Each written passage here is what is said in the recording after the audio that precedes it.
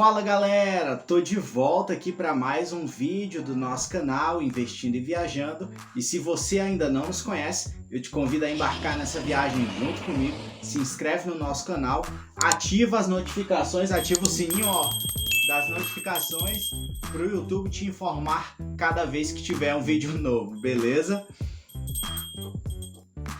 Bom, e deixando a enrolação de lado e partindo para o que interessa, que é o que vocês querem saber, vamos falar hoje sobre como montar uma carteira de investimentos.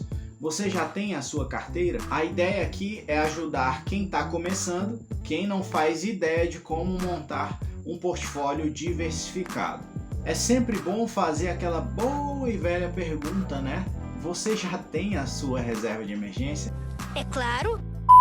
Não vamos colocar a carroça na frente dos bois, galera. Primeiro, dá uma passada aqui nesse vídeo, confere lá como montar a sua reserva de emergência, como diversificá-la, o que fazer, para só então você se ligar em como montar uma carteira. Mas para você que já está com tudo ok, vamos lá.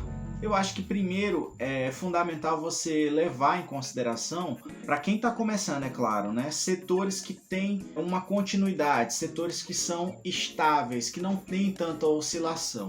Por exemplo, o setor de transmissão de energia elétrica, né, e o setor de distribuição, que apesar de estarem sujeitos à forte intervenção governamental, são setores estáveis, com empresas sólidas, que ainda que tenham um certo grau de endividamento, mas que têm contratos atípicos, muitas vezes de 10, 20 anos, que podem fazer com que essas empresas se tornem muito atrativas. Por quê? O patrimônio delas não tem tanta oscilação e não é um tipo de ativo que você vai comprar hoje na B3 e amanhã ou depois ele vai ter caído lá 50%.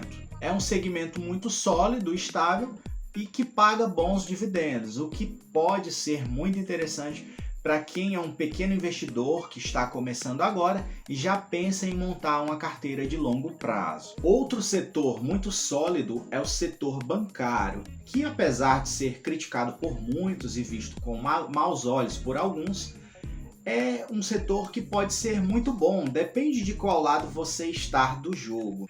Mas você escolhe de qual lado você vai estar, do lado de quem toma emprestado ou do lado de quem empresta o dinheiro. E aí eu te pergunto, de que lado você quer estar? Eu nunca me unirei a você. Você devia conhecer o poder do lado sombrio. Porque você pode ganhar dinheiro com o setor bancário, sim. Também pagam bons dividendos, são empresas sólidas. Se você puxar lá o Ibov, né, que é o indicador composto pelas maiores empresas da Bolsa de Valores brasileiras, com certeza você vai se deparar com os maiores bancos do país. Então, com exceção da Caixa Econômica, todos os outros grandes bancos, eles estão com capital aberto dentro da Bolsa de Valores e têm um patrimônio e uma liquidez bilionária. Então, é algo que sim, é um setor interessante. Foi um setor que ficou um pouco esquecido ali no auge da pandemia, né? E veio se recuperar há poucas semanas, mas o que mostra a solidez e a força que esse setor ainda tem.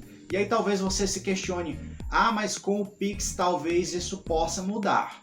Olha só, na minha opinião, o Pix talvez prejudique mais o segmento das maquininhas, né, das empresas de cartão de crédito, porque se eu posso transferir direto ao lojista ou ao empresário, por que eu vou passar o meu cartão? Não faz muito sentido, né? Mas os bancos, para a pessoa física, é isento sim o Pix, né? Por enquanto, não sei qual é a pegadinha que vem depois. Mas para as pessoas jurídicas, para as empresas, ele não é grátis não, o Pix é pago para as pessoas jurídicas. Então, talvez não haja um prejuízo para o setor bancário com essa nova dinâmica de pagamentos. Outro segmento que tem se mostrado muito sólido e forte também é o setor industrial, que de certa forma se beneficiou com os cortes da Selic e a manutenção no patamar de 2%, porque com isso eles conseguem tomar empréstimos e adquirir novas dívidas e renegociar suas dívidas em patamares menores do que os anteriores, e ao mesmo tempo é um setor que se beneficiou da alta do dólar, né? Porque aquelas empresas que têm o potencial de exportação, principalmente atreladas às commodities, né, as siderurgias, as mineradoras, elas tiveram sim um crescimento muito significativo por conta da retomada econômica na China e em parte do mundo também. E com a alta do dólar, para as pessoas que compram, para os empresários que compram desses países, que compram do Brasil no caso, né, os empresários desses países que compram do Brasil, para eles se tornou mais barato. Por quê? Porque a nossa moeda desvalorizou 40%. Então, de certa forma, o preço que ele pagava antes por uma mercadoria, hoje pelo mesmo produto ele paga bem menos. E isso beneficiou indiretamente o setor da siderurgia, o setor industrial como um todo. Óbvio que há indústrias que não se beneficiaram tanto, principalmente aquelas atreladas ao varejo, porque não houve uma expansão do consumo, né? Principalmente o consumo internacional. Ainda existe uma certa desconfiança por conta do coronavírus e uma possibilidade de uma segunda onda. Então não são todas as indústrias que se beneficiaram, mas sim, há muitas indústrias e boas empresas dentro da bolsa que surfaram na crista dessa onda. Outro setor que não pode passar despercebido na carteira de quem está iniciando é o setor da saúde, principalmente porque mostrou a sua força e a sua importância agora no meio da pandemia. Mas se levarmos em consideração que a população brasileira está numa tendência de envelhecimento, né, e cada vez mais a expectativa de vida do cidadão brasileiro tem aumentado, consequentemente o setor de saúde, o setor médico, ele pode se beneficiar no longo prazo.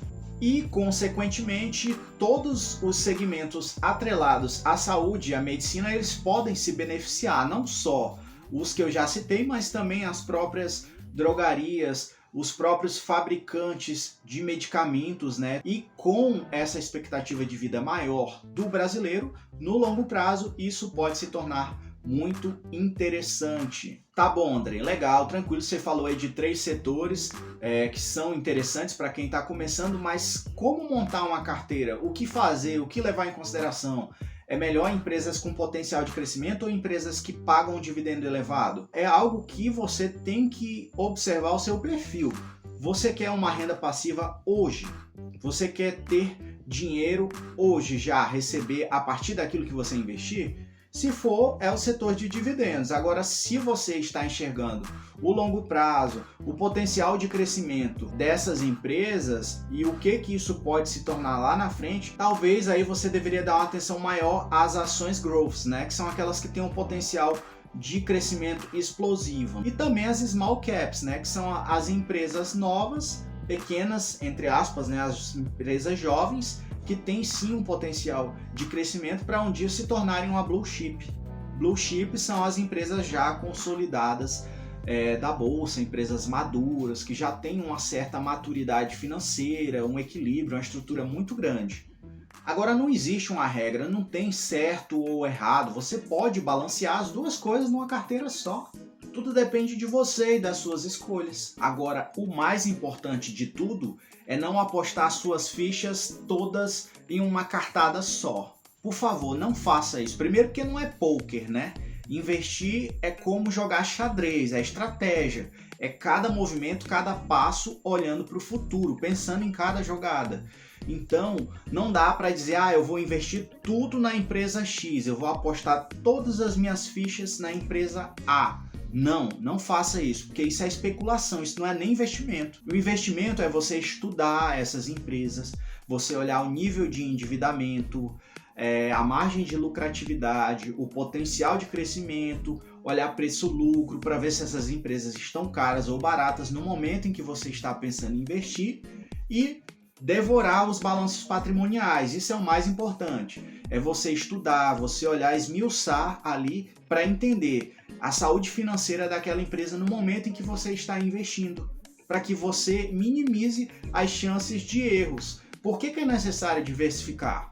Porque nem todas as empresas que você escolher vão crescer, vão dobrar, vão triplicar. Às vezes, talvez tenha uma só na sua carteira que vai conseguir triplicar, que vai conseguir dobrar o seu patrimônio, mas as outras vão manter. E talvez você tenha uma ou outra que talvez ela diminua, ela tenha um deságio. Ou seja, o valor que você investiu lá na frente talvez ele seja menor.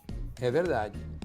Quer dizer, às vezes não. É por isso que é importante estudar e diversificar antes de fazer qualquer coisa, beleza?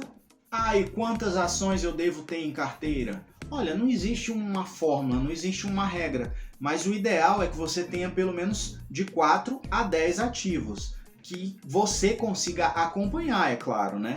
Não dá para você colocar 10 ativos e você não dá conta de olhar esses 10. Então talvez seja melhor você começar devagarinho, com pouco, com cautela, começa ali com 4 ativos, com 5 ativos, estuda aquelas empresas, bota pouco dinheiro, porque o mais importante também é você ter tranquilidade, você ter paz de espírito de que você não vai precisar daquele dinheiro amanhã ou depois, porque se você for precisar, nem invista, passe longe da renda variável.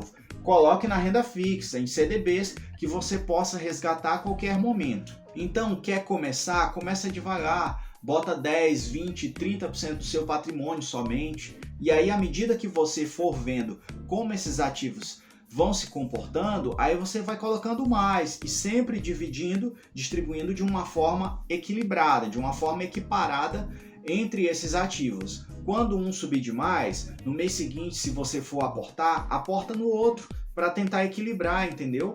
Para que não haja porque às vezes você tem uma ação que ela sobe muito, ela cresce demais.